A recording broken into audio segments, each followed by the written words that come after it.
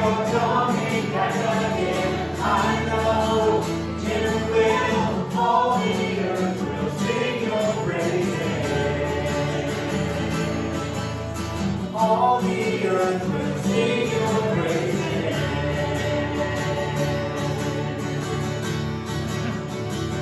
You came on the way, oh God.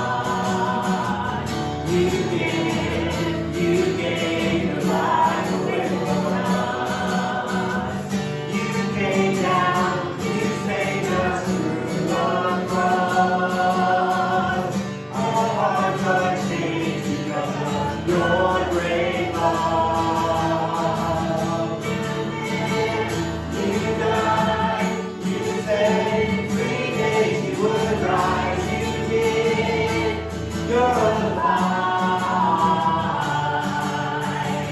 You rule, you reign, you said you're coming back again. I know you will, all the earth will sing your praises.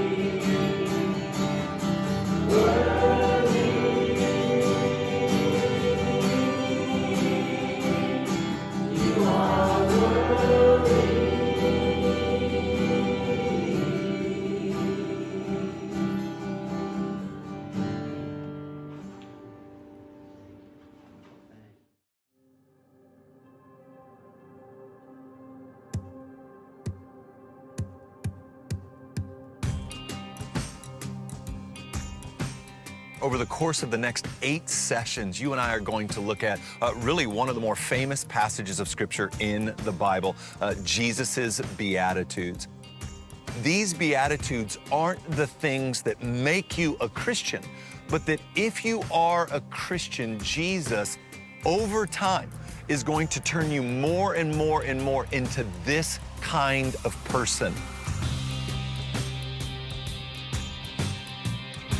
You can't just decide to be poor in spirit. You can't just determine that you'll be meek or be disciplined enough to be pure in heart.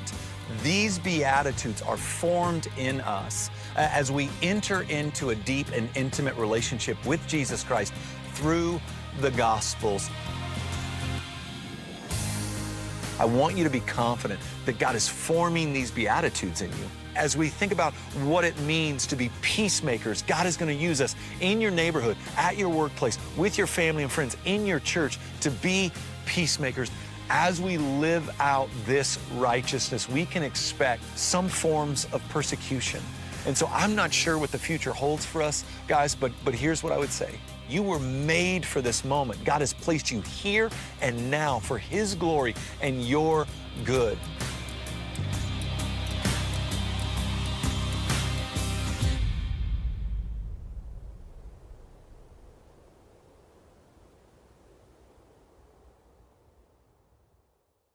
Matthew 21, verses 8 through 11. A very large crowd spread their cloaks on the road, while others put branches from the trees and spread them on the road. The crowds that went ahead of him and those that followed shouted, Hosanna to the Son of David. Blessed is he who comes in the name of the Lord.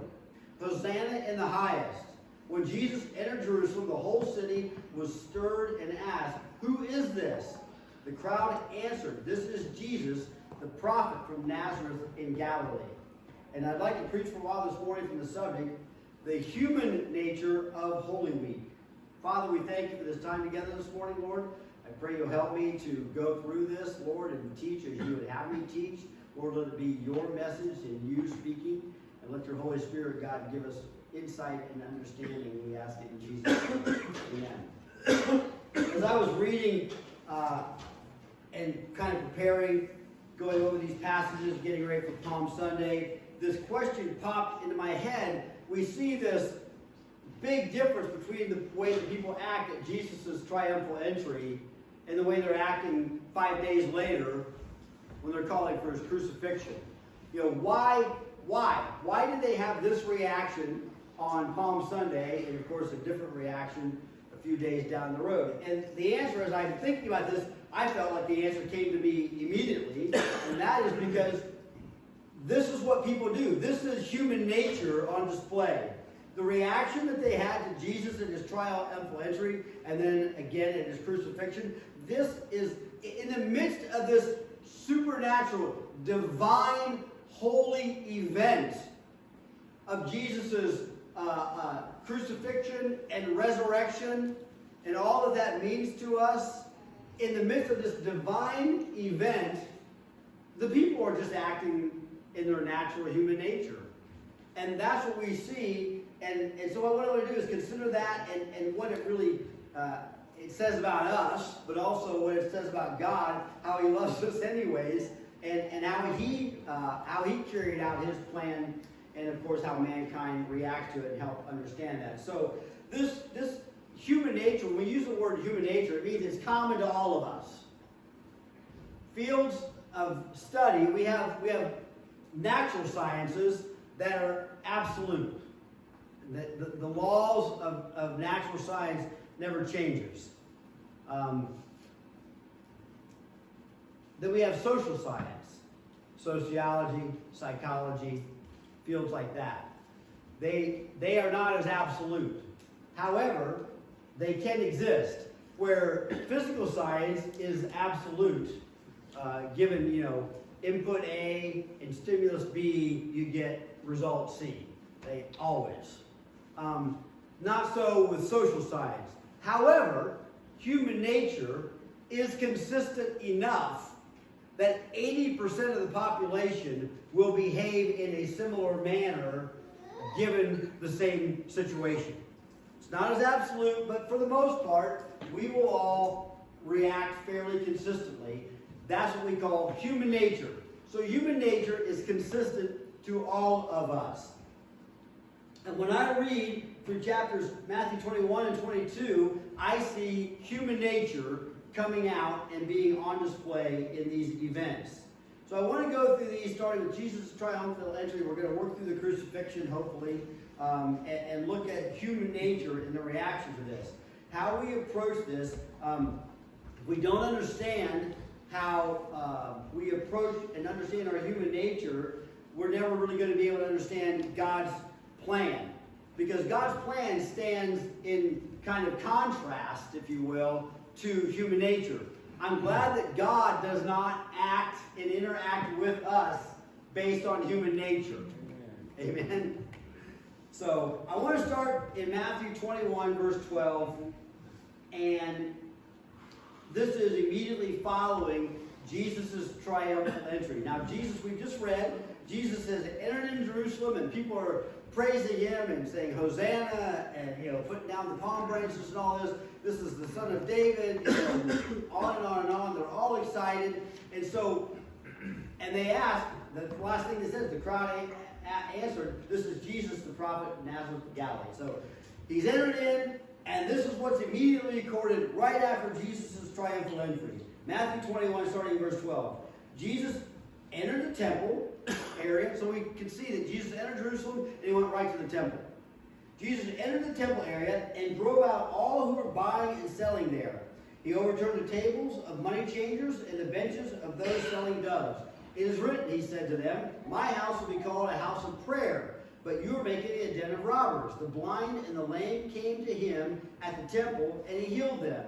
But when the chief priests and the teachers of the law saw the wondrous things he did, and the children shouting in the temple area, "Hosanna to the Son of David," they were indignant. "Do you hear what these children are saying?" they asked him. "Yes," replied Jesus. "Have you never read, from the lips of the children and infants, you have ordained praise?"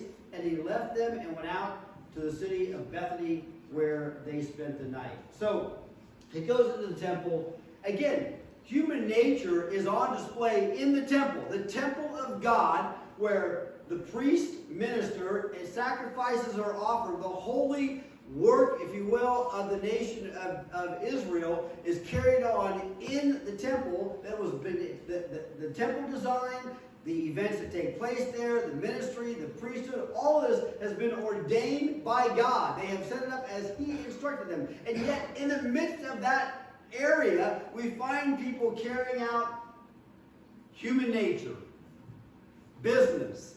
You know, they are changing money. They are selling, you know, the doves for sacrifices. All these things are taking place. God has said that this is going to be a house of prayer, but you've turned it into basically, He says, a den of robbers. He's turned it into basically a marketplace where people are conducting business. The crowd has reacted to Jesus in human nature. Jesus, they refer to Him as the Son of David. They are looking at Him, even as wonderful as it sounds, they call Him the Son of David. David is still what? He's a man. He is a king, but he is a man. They have a human understanding of David. They may view him as a great man, a powerful man, a man that is doing, you know, great things for the nation of Israel, that did great things for the nation of Israel, but he's still a man. They are equating Jesus not to the divine, but to the human when they call Him the Son of David. So they think that they're praising Him and elevating Him, but they obviously still yet do not understand who He is. We read that Jesus has just healed 2 blind men on His way into Jerusalem. The people believe that He is a coming king. He heals, and yet they still are not making the connection. They're still seeing Him and calling Him the Son of David. Now, I don't know when David ever healed anybody, but that's still what they're doing, even after He has healed them. He is a king. He is a king, though, like David. They have a king. Israel has a king at this point. He is ruling, King Herod. However, he is subservient to the Roman Empire. They are a conquered nation. Okay? Even though they have their own king, that's something the Romans allow, because Herod is a puppet of the Romans, and it makes it easier for them to control the Jews, because they give them their king, but the king operates as a puppet of the Romans and helps control the Israelites. So he is a puppet king, a self-aggrandizing puppet of the Romans, if you will, but he views himself as king. He's not, the people recognize, he's not that kind of king. Even if they call Jesus and view him in his humanity, he's not that kind of king. He's a king like David. So they believe he is actually like David. He is becoming king. Why is the reaction? Why is this reaction to human nature? Because they believe he was going to deliver them from captivity of the Romans. He's going to improve their physical lives. Now, we read this morning, we were studying James in Sunday school, that we sometimes go through trials and persecutions. And then if we go through them successfully, we receive a crown of glory in eternity. That's not what they're looking at. They're looking at an earthly king, and in their human nature, this man is going to come as an earthly king, the way we think of kings, and he's going to improve our lives here on earth. He's going to make our lives better. There's going to be a chicken in every pot, and 2 cars in every garage, and that kind of thing. Our life is going to be better in the here and now, in the human, physical ways. That's why they're reacting to him. They're excited. Here comes the guy that's going to make our lives better. Yay, Hosanna, Hosanna, yay. That's a human reaction, isn't it? So that's the way that they see him. In order to prove my point here about, I'm going to jump ahead a little bit to the crucifixion. So they're viewing him in this very human way. How do I know that this is what they're doing? Because let's jump ahead and look at 5 days later. 5 days later, I'm going to go off script here because I don't know where this is going. 5 days later, they're doing what? Crucify him, crucify him. Why? Think about it. This man that they had celebrated on Palm Sunday, well, you realize they didn't call it Palm Sunday, right? We call it Palm Sunday. This man that they celebrated what we call Palm Sunday, because they thought he was going to be this great, powerful king that was going to kind of take over and deliver them from the rule of the Romans and the puppet Herod and improve their lives, has now been arrested. He's been beaten. He's been publicly humiliated, and he's done nothing to defend himself. So now how does this man look in their eyes? He looks weak, right? And incapable. And they're mad, and they're disappointed, and they're frustrated, and all that goes on, they realize it's the way, we all feel this way sometimes. It's like there's just never any, we're never going to be able to win this thing. That's the realization they're coming to. And so now they're yelling, crucify him, crucify him. You only have that kind of reaction if you're viewing all of these events in the natural. Are you with me? Do you understand my point? We understand it's like, is it Obi-Wan Kenobi? If you strike me down, I'll only become stronger. Well, Obi-Wan didn't invent that. Jesus invented that, all right? He did not even defend himself. He allowed himself to be crucified because he wasn't operating in the natural.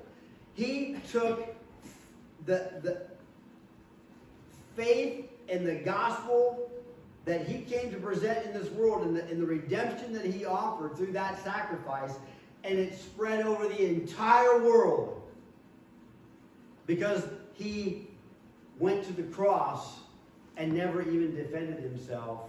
He was struck down, but by allowing that to happen, he became stronger. That's a spiritual thing, not a natural thing, not a human thing. The reaction that they had to him was a purely human reaction, interpreted and understood in human terms. That's why they could have this reaction one day of celebration and excitement and joy to a point of feeling like they've been completely abandoned and that there's no hope, and they're mad at this guy because the guy they put all their hope into, they now feel has completely failed them.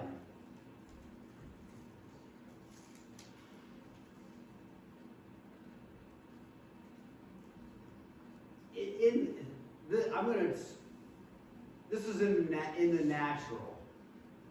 But I think there's a challenge here to all of us, even in the natural in this. Why?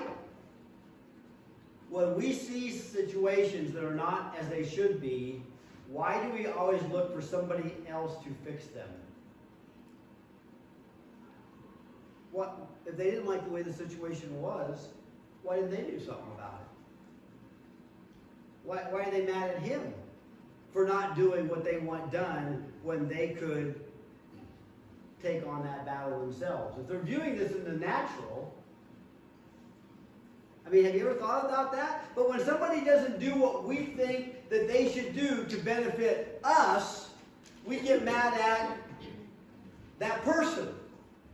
Not at the person who's subjugating us, or at ourselves for not doing anything on our own. We get mad at the person we thought was going to do something to help us. Folks, we're responsible for us, okay? Beyond our relationship with God through Jesus, we're responsible for us. So, I was just, that to me was, the kind of, I don't know, do we deserve what we get when we have that kind of attitude? So, they're upset with Jesus because they're viewing this whole scenario, there's still understanding in the natural. They do not understand the bigger picture. They certainly don't understand the spiritual aspect of it. Let's look at Matthew 21, verse 15. But when the chief priests and the teachers of the law saw the wonderful things he did, and the children shouted in the temple area, Hosanna to the Son of David, they were indignant. Jesus, again, we're operating in the natural here. I want to keep my focus on that. Why are the religious leaders indignant?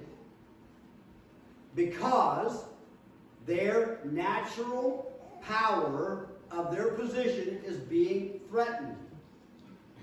because the children are singing Hosanna to David.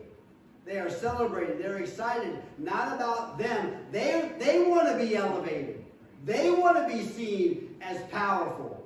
They want to be the ones who are given the honor as the religious leaders of Israel. They're angry that somebody else is receiving the adoration that they want. That's a natural thing, right? If they understood what was going on in the spirit, they would be excited, understanding that Jesus was coming to deliver them in the spiritual realm. So that it carried over, it didn't have benefit. See, when we had talked about in the spiritual realm, God doing something in the spiritual realm, it has benefit not only here and now, it has benefit in eternity. When we do things in the natural realm, that's good in the here and now. It may benefit us here and now in this life, and there's nothing wrong with that. Hey, I'm all for being blessed in the here and now. But when it's done in the spiritual realm, it has implication into eternity. So the religious leaders, the priests, they want the glory in the here and now. They see that they're losing that because instead of them being glorified and honored, Jesus is receiving it. That's purely, again, human nature. Because if it was in the spiritual realm, they'd understand, no, this has implications for me for eternity in the spiritual realm. So they begin a systematic attempt to discredit Jesus. They're thinking, hey, we don't like this. We got to do something about this. We got to knock him off this pedestal that the people are putting him on. So we're gonna look at how they did it, again, with natural arguments. They tried to defeat Jesus with natural arguments and appealing to the people's human nature and their natural understanding. So let's look at Matthew 21. I'm going to start in verse 23. This is a little bit long of a passage of scripture. I know it's tough to hear me read all this, but I always like to keep things in context. Jesus entered the temple courts, and while they were teaching, the chief priests and the elders of the people came to him. By what authority are you doing these things? They asked. And who gave you this authority? So Jesus is in the temple. See, he's not supposed to be in there teaching. That's their role. Who said you could come in here and teach? By what authority are you doing this? But it's not only the fact that you're doing it, it's like the people are listening and paying attention, and it seems to be making a difference with them, okay? Who gave you this authority? Jesus replied, I will also ask you one question. If you answer me, I will tell you by what authority I'm doing these things. So here's what he asked him. John's baptism. Remember John the Baptist came as a prophet. He came as a voice crying in the wilderness, right? And the people listened to him. So he's saying John's baptism, and he was baptizing people, all right? Where did it come from? Was it from heaven or from men? They discussed it among themselves, this is the priest, and said, if we say that it was from heaven, he will ask, then why didn't you believe him? Because the priests rejected John the Baptist, right?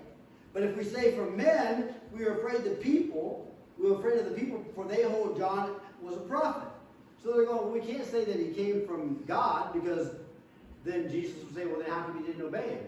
If we say that he came from man, the people will get mad at us because they believe he came from God. Jesus, anybody ever knows that Jesus is pretty smart? So they answered Jesus, we don't know. Probably a good answer. Then he said, neither will I tell you by what authority I'm doing these things. He's like, hey, if you can't even tell me who John was, then I'm not telling you by what authority I'm doing these things. What do you think? There was a man who had 2 sons.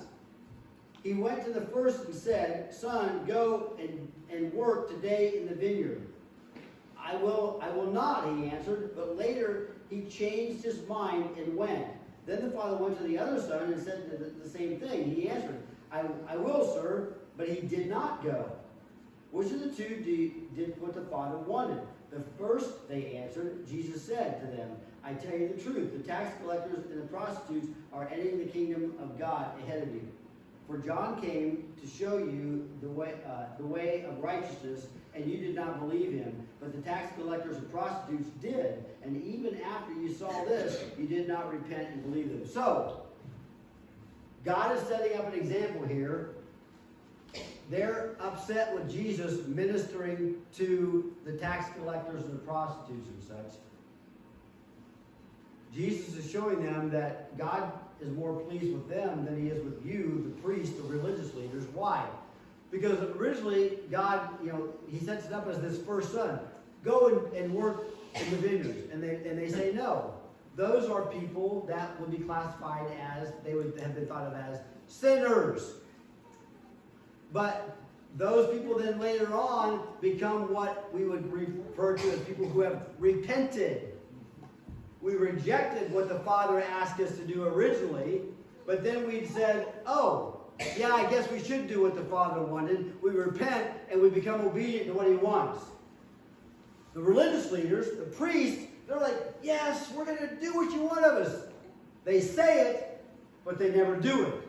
And that's the priest. They go, yes, we believe all this stuff, but they don't live it out. Where the priests or the tax collectors and prostitutes begin to live obediently to God, the priests only give it lip service and never do live obediently to God. And man, the priests, they don't like this. They don't like this at all. Because they've just been criticized and knocked down, and the prostitutes and the tax collectors that they look down have been elevated above them. Chris, were you going to ask something? Yes. So it seems like that the priests were either they were supernaturally blinded to what the scripture's been telling them because Jesus has been prophesying, right. Or B, this only relates to like a long line of kind of self-serving sect, if you will. Right. I would say it's probably both. They clearly didn't understand Scripture, the prophecy of the coming Messiah. But let's not be too hard on the priests of that day, because now, over 2,000 years later, the nation of Israel still doesn't recognize Jesus as the Messiah. So they didn't recognize him as the Messiah that was prophesied in Scripture, but Israel itself still to this day has not. And of course, it is very self-serving. When you start getting a little bit of you get that cushy life and all that of the elevated position that they have, you don't want to lose that. So, again, all this is perfectly understandable within our human nature. But are you beginning to see that whenever we follow and understand God from our human nature standpoint, it always causes a problem? It's going to make it difficult, if not impossible, for us to do what God wants us to do and live as God wants us to live if we understand Him and His way of doing things from our human nature. I use this example, but all the time, but it's a great one. It does not make any sense that if you want to have stuff and get more stuff, you don't give it away, right? You get it and you hang on to it and you add to it. But God says if you want more stuff, give, and it will be given to you. That's not natural understanding. That's not human nature. That's a spiritual understanding. So as long as we understand things from God or from a human standpoint, we're never going to understand God's way of doing things. And that's why they can't answer these questions. It's why they don't like what's going on. The religious leaders came from a bloodline, from a family. I mean, they had. That's where they came from. Jesus didn't come from that. Chris asked. I believe they didn't recognize Jesus for the same reason that we probably wouldn't have recognized Jesus. He didn't come from anybody special. He just was. He was born on the wrong side of the tracks. Can anything good come from Nazareth? Isn't that what they said about Jesus? How can he possibly be anything good or amazing or divine or whatever? Look at where he comes from. But the priests, they had position, they had bloodline, they had family name. That's a natural way of doing things. Where does authority come from? That's what they ask him. By what authority do you have this? You have no authority. We have authority. We come from a family name. We come from a certain bloodline. That's where our authority comes from. Where does your authority come from? Well, of course, we know where his authority came from, but they couldn't understand that because that's not, they understood it in a natural way, not in a supernatural way. So Jesus points out their error by asking them, where did John's baptism come from? So we've been through all that. I need to jump ahead here. I'm not even going to come close to get through what I want to say.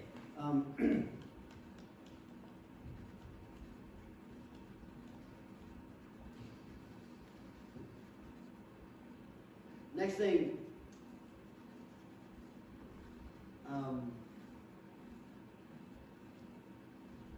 I also know in that parable of the two sons, Jesus tells us who the first son was. It was the tax collectors, the prostitutes. But I also can't help but think, is that a little bit Jesus? Because later on, when Jesus knows he's going to go to the cross, he tells God what? I'd really rather not do this. But then he says what? Not my will, but your will. So I don't want to go. I don't want to go into the vineyard and do the work. But okay, I will. So I think he's also setting himself up in comparison to the priests who are questioning him. Jesus identifies with who? Not the priest. He identifies with he spends time with the prostitutes, the tax collectors.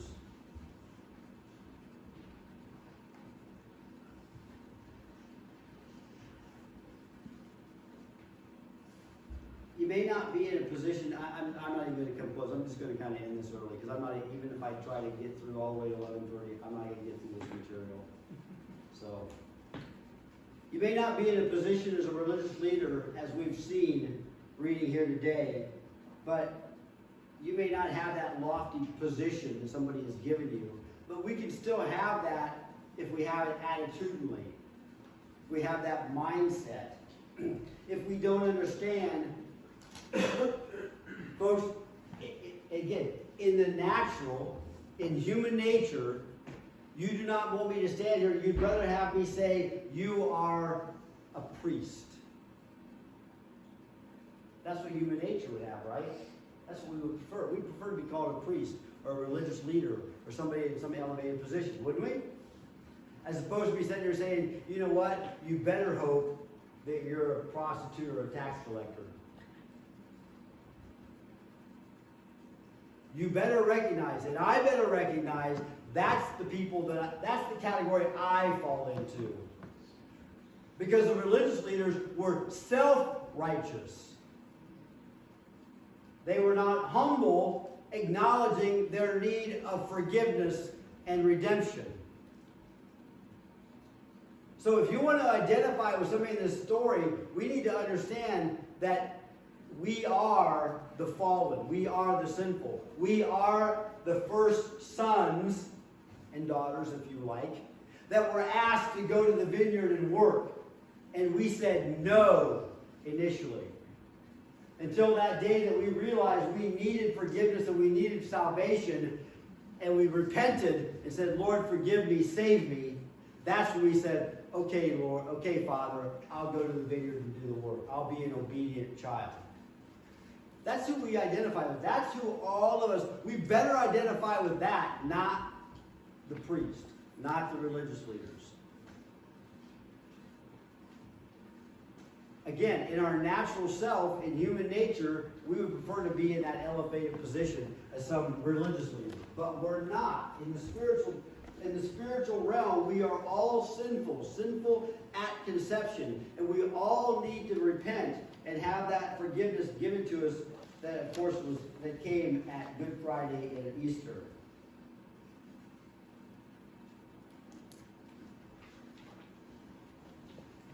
There's another reason why you should want to be numbered amongst the sinners.